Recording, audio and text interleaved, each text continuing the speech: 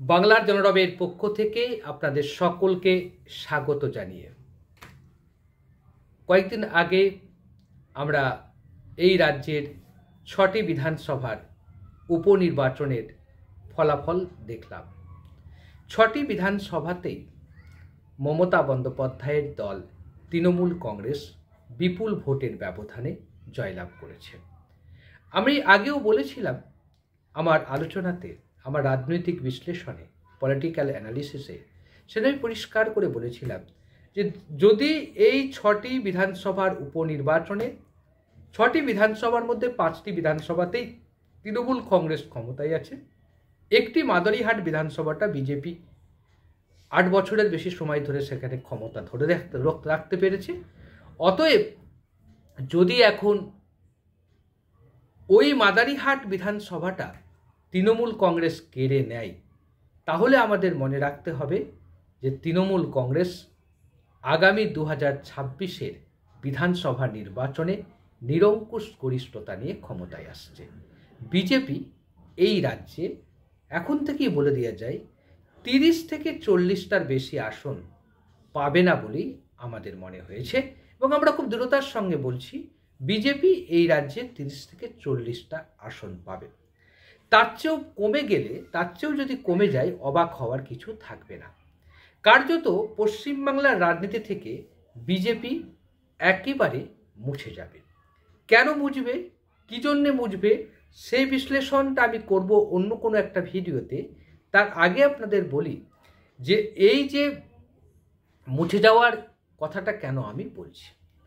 মুছে যাওয়ার কথাটা একটা কারণেই বলছি যে পশ্চিমবাংলার রাজনীতিতে হিন্দু মুসলমান মুসলমানের মধ্যে সংঘাত তৈরি করে, তাদের মধ্যে নেক্সাস সৃষ্টি করে, অর্থাৎ আরএসএসের যে প্ল্যান পরিকল্পনা, মুসলমানদের বঞ্চনা করা, মুসলমানদেরকে একঘরে করে দেওয়া, এই প্ল্যান পরিকল্পনা এখানে বাস্তবায়ন করা সম্ভব নয়। এখানে আরএসএস তার পরিকল্পনাকে পরিবর্তন করতে পারে। আরএসএস যে পরিকল্পনাটা করতে পারে সেটা হচ্ছে গোয়ার ইমপ্লিমেন্ট এখানে করতে পারে, নাগাল্যান্ডের ইমপ্লিমেন্ট এখানে করতে পারে।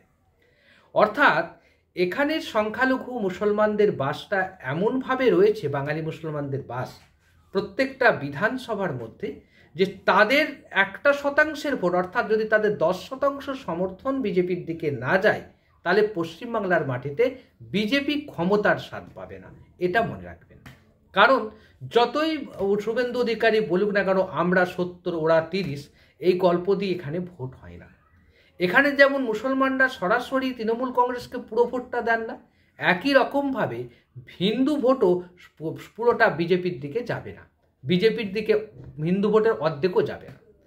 এই যে পরম্পরাগতভাবে সিস্টেমেটিক্যালভাবে এখানে ভোটটা হয়, মানুষ চিন্তা ভাবনা করে ভোটটা দেয়, সেজন্যই এখানে বিজেপির উত্থানের প্রতি কঠিন সময়। তাহলে কে আসতে পারে? বিজেপি এই বাংলা জুড়ে যে একটা সাম্প্রদায়িক বাতাবরণ তৈরি করেছে, এবং একই সঙ্গে হিন্দু এবং মুসলমান সম্প্রদায়ের মধ্যে যে অবিশ্বাস তৈরি করতে সক্ষম হয়েছে অনেকটাই, সেই অবিশ্বাসের বাতাবরণ ভাঙতে গেলে দরকার কিন্তু বামেদের, এটা নিয়ে কোনো সন্দেহ নেই। আমি বলবো না যে কংগ্রেসের দরকার, আমাদের কংগ্রেস এই বাতাবরণ ভাঙতে পারবে না। কারণ কংগ্রেসের মধ্যে এমন কিছু লোক রয়েছে যারা আরএসএসের স্লিপার সেল থেকে যাদের জন্ম হয়েছে, তারা আরএসএসের সঙ্গে তাদের একটা গোপন সমঝোতা আছে। পশ্চিমবাংলার কংগ্রেসের মধ্যেও সেই প্রক্রিয়া রয়েছে, এটা নিয়ে অস্বীকার করা যাবে না। তবে এটা কোনোদিন অস্বীকার করা যাবে না যে বামেদের মধ্যে ধর্মনিরপেক্ষ আদর্শটা যথেষ্ট উজ্জ্বল রয়েছে, তুলনায় অনেকটাই ভালো। তাই বামেরা যদি এখন চেষ্টা করে, ধরুন এখন থেকে যদি তারা চেষ্টা করে, খুব সিস্টেমেটিক্যালভাবে যদি চেষ্টা করে, গণ আন্দোলনের মধ্য দিয়ে হিন্দু মুসলমান মিলনের সম্প্রীতির বার্তাকে যদি বাংলার ঘরে ঘরে পৌঁছে দেয়, তাহলে কিন্তু অবশ্যই বামেরা জায়গা ফিরে পাবে। বামেদের প্রথম কাজটা হবে অ্যান্টি বিজেপি রোল করা, অর্থাৎ বিজেপি এই রাজ্যের জন্য ভয়ানক বিপদ এই কথাটা বেশি বেশি করে বামেদেরকে সামনে আনতে হবে। প্রথম কাজটাই হবে, বামেদের প্রথম কাজটাই হবে বিজেপি বিরোধিতাকে তীব্র করা।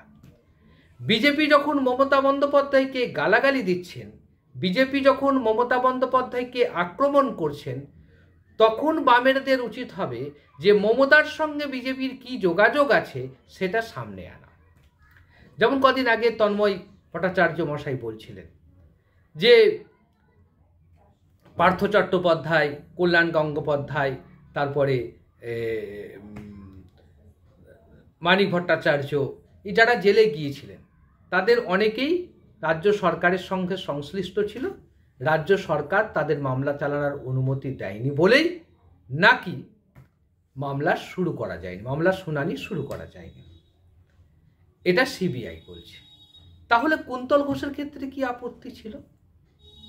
তাহলে আরো বেশ কিছুজন ধরা পড়েছে যারা দালাল টাইপের, তারা ধরা পড়েছিলেন, তাদের ক্ষেত্রে কি আপত্তি ছিল? তার মানে কোথাও একটা নেক্সাস আছে, বন্ধন আছে বিজেপির সঙ্গে তৃণমূলের। এই বন্ধনের কথাটাকে প্রচার করা। শুভেন্দু অধিকারী যখন মমতা বন্দ্যোপাধ্যায়কে মমতাজ বেগম বলছেন, তখন বামেদের উচিত ছিল মমতা বন্দ্যোপাধ্যায়কে মমতাজ বেগম বলে নয়, শুভেন্দুর সঙ্গে মমতার সম্পর্কটা কোথায় কোথায় লুকিয়ে আছে সেটা সামনে তুলে ধরা, ওপেক করা। দ্বিতীয়ত, এই যে বেলডাঙ্গা হয়ে গেল, এই যে শ্যামপুরে সাম্প্রদায়িক অশান্তি হলো, এই যে এটা একটা সুবর্ণ সুযোগ ছিল বামেদের কাছে। এই সুবর্ণ সুযোগটা বামেরা কাজে লাগাতে পারতেন, বাম নেতারাও কাজে লাগাতে পারতেন, মোহাম্মদ সেলিমরা কাজে লাগাতে পারতেন। তারা এই সব চত্বরগুলোতে গিয়ে সম্প্রীতি সভা করতে পারতেন, হিন্দু মুসলমান সম্প্রীতির কথা বলতে পারতেন, ভারতের বহুত্ববাদ সংস্কৃতির কথা বলতে পারতেন, এবং সেই প্রচারটাকে দৃঢ় করতে হবে। জ্যোতিবাবু যখন ক্ষমতায় ছিলেন, রাজ্যের মুখ্যমন্ত্রী ছিলেন, আমরা দেখেছি ছোটবেলায়, আমাদের বয়স তখন ছোট ছিল, কিন্তু 92-এর বাবরি মসজিদ যখন ধ্বংস করা হয়, সেই বাবরি মসজিদ ধ্বংসের পর বাংলায় খুব বেশি সাম্প্রদায়িক অশান্তি হয়নি, সাম্প্রদায়িক অসন্তোষ হয়নি। অশান্তি তো হয়নি, অসন্তোষ তৈরি হয়েছিল কয়েকটা জায়গাতে, কিন্তু সেই অশান্তি হওয়ার পরে যে সামান্য অশান্তিটা হয়েছিল, তারপর থেকে বামপন্থী কর্মীরা রাস্তায় নেমে পড়েছিলেন এবং তারা পাড়ায় পাড়ায়, গ্রামে গ্রামে সভা করেছিলেন সম্প্রীতির পক্ষে। আজকে যখন গোটা বাংলা জুড়ে আরএসএসের প্রাধান্য, আরএসএস যখন 3 থেকে 3,500 শাখা প্রশাখা নিয়ে গোটা বাংলা জুড়ে আগ্রাসীভাবে এগিয়ে চলেছে, তখন বামেদের উচিত সম্প্রীতির বার্তাকে মানুষের কাছে পৌঁছে দেওয়া। এটা কাজ। তৃতীয় যে কাজটা বামেরা করতে পারে, 3 নম্বর যে কাজটা, সেটা হচ্ছে মানুষের দাবি দাওয়াগুলোকে, সময়ের দাবিটাকে গ্রহণ করা, গ্রাহ্য করা। ধরে নিন, আমি একটা উদাহরণ দিচ্ছি আপনাদের সামনে। মমতা বন্দ্যোপাধ্যায় কন্যাশ্রী করেছেন, রূপশ্রী করেছেন, লক্ষ্মীর ভাণ্ডার করেছেন। এর বিরোধিতা করে নয়, এগুলো এক প্রকৃতপক্ষে গরিব মানুষের কাছে সহায়তা দিচ্ছে, গরিব মানুষের সাহায্য দিচ্ছে। কৃষক বন্ধু করেছেন, গরিব মানুষকে সাহায্য পাঠাচ্ছে। আপনার দাবিটা হচ্ছে যে না, 1,000 টাকায় একটা মানুষের চলতে পারে না, যদি তাকে দিতেই হয় তাকে ভালো টাকা দেন। যদি তাকে দিতে হয় তাহলে তাকে লক্ষ্মীর ভাণ্ডারটা একটু বেশি করে দেন। কন্যাশ্রীর টাকাটা 25,000 টাকায় কিছু হবে না, ওটা 50,000 টাকা করতে হবে। দাবিটা এই পর্যায়ে নিয়ে যেতে হবে, দাবিটা এই জায়গায় নিয়ে যেতে হবে। না হলে আপনারা যদি এটুকু বলতে থাকেন, এই কন্যাশ্রীর টাকা চলে যাচ্ছে, রাজ্য সরকারের টাকা হু করে খরচা হয়ে যাচ্ছে, রাজ্য সরকার দেউলিয়া হয়ে যাচ্ছে, এটা মানুষ মাথায় নেবে না। মানুষকে উনি যা প্রকল্প দিয়েছেন, মানুষকে আরো বেশি কি সুযোগ দেয়া যাবে সেদিকে এগোতে হবে। চতুর্থত, মূল্যবোধ ভিত্তিক রাজনীতি করা, দুর্নীতির বিরুদ্ধে সরব হওয়া। যেখানে দুর্নীতি সেখানেই সরব হতে হবে। বাংলার প্রত্যেকটা অঞ্চলে সিন্ডিকেট তৈরি হয়েছে তৃণমূলের আমলে। এই সিন্ডিকেট ভাঙার দায়িত্বটা বামপন্থী কর্মীদের নিতে হবে। পঞ্চায়েতে পঞ্চায়েতে যে ঘুঘুর বাসা তৈরি হয়েছে, সেখানে বাম কর্মীদেরকে এগিয়ে যেতে হবে। আবাস যোজনায় দুর্নীতি, লক্ষ্মীর ভাণ্ডারে দুর্নীতি, ট্যাবের টাকায় দুর্নীতি, কন্যাশ্রীতে দুর্নীতি, এই দুর্নীতির মূলে যেয়ে পৌঁছাতে হবে।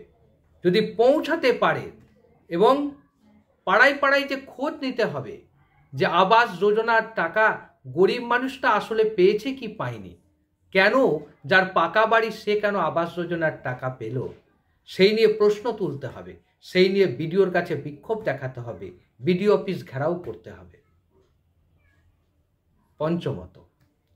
পঞ্চমত হচ্ছে, আমরা আগেও বলেছি এখনো বলছি, বামেদের বিকল্প কিছু নেই। বামেরা যে রাজনীতি করছেন সে রাজনীতিটা সবটাই ভালো রাজনীতি। তাদের রাজনীতির মধ্যে একটা সূক্ষ্মতা আছে, একটা নৈতিকতা আছে, একটা দিশা আছে। তারপরেও এই দিশা রাজনীতিতে যে রাজনীতি দিশা দেখাচ্ছে সেটা কংক্রিট ওয়ের দিশাতে পরিণত করতে হবে। গ্রাম বাংলার বিস্তীর্ণ অঞ্চলে যে কৃষক বন্ধুর টাকা দেওয়া হয় সেটা প্রকৃত অর্থে কৃষকের কাছে যাচ্ছে না ক্যাডারের কাছে যাচ্ছে, সেই তথ্যও সামনে আনতে হবে। গ্রাম বাংলার যে রেশন ব্যবস্থা আছে সেই রেশনিং ব্যবস্থা গরিব মানুষরা ঠিকমতো পাচ্ছে কিনা খোঁজ নিতে হবে এবং গণ আন্দোলনটাকে প্রশ্রয় দিতে হবে, সর্বস্তরে গণ আন্দোলনকে প্রশ্রয় দিতে হবে। স্কুলগুলো যে কম্পোজিট গ্র্যান্টের টাকা পাচ্ছে না সেটা নিয়েও বামপন্থীদের রাস্তায় নামতে হবে। কারণ বিজেপি বলবে না, কংগ্রেস বলতে পারে না, কংগ্রেসের সংগঠন নেই, একমাত্র সিপিএম আছে। কারণ মাথায় রাখতে হবে, আপনাদের কাছে এইটাই সুবর্ণ সুযোগ। বিজেপি যে কথাটা বলবে না, বিজেপি যে কথাটা বলতে পারছে না, বিজেপি যখন হিন্দু মুসলমান করছেন তখন বামপন্থীরা অন্য বিকল্প পথের দিশা দেবে। বামপন্থীরা যদি বিকল্প পথের দিশা দিতে পারে তাহলে একথা হলফ করেই বলা যেতে পারে 2026-এই বামেরা ঘুরে দাঁড়ানোর সম্ভাবনা রয়েছে, এ নিয়ে কোনো সন্দেহ নেই। কারণ মনে রাখবেন, রাজনীতির ইতিহাসে কোনোদিন কোনো সময় কেউ শূন্য হয়ে যায়নি। যে শূন্য সে শূন্য থেকেই ঘুরে দাঁড়াতে পারে, সে এমনভাবে ঘুরতে পারে যে ঘোড়াটা আর এক সর্বোচ্চ স্তরে পৌঁছে যেতে পারে। শ্রীলঙ্কায় যদি দিশানায়ক যিনি এখন রাষ্ট্রপতি হয়েছেন, তিনি যদি মাত্র 3টে এমপি পদ থেকে আজকে শ্রীলঙ্কার ক্ষমতার মসনদে পৌঁছাতে পারেন, তাহলে বাংলায় বামেরা পারবে না কেন? বাংলায় বামেদের পারতেই হবে। শুধুমাত্র নির্দিষ্ট দিশা নিয়ে মানুষকে সঙ্গে নিয়ে এগিয়ে যেতে পারলেই বামেরা ফের ঘুরে দাঁড়াবে বাংলায়, যেটা এই বাংলার পক্ষে শুভ লক্ষণ হিসাবে বিবেচিত হবে। বিজেপির এই ছন্নছড়া রাজনীতির সময়, বিজেপির এই হারিয়ে যাওয়া রাজনীতিতে বামেরা কিন্তু নতুন করে বিরোধী অক্সিজেন হয়ে উঠে আসতে পারে। আপনারা কি ভাবছেন? আপনাদের মতামতের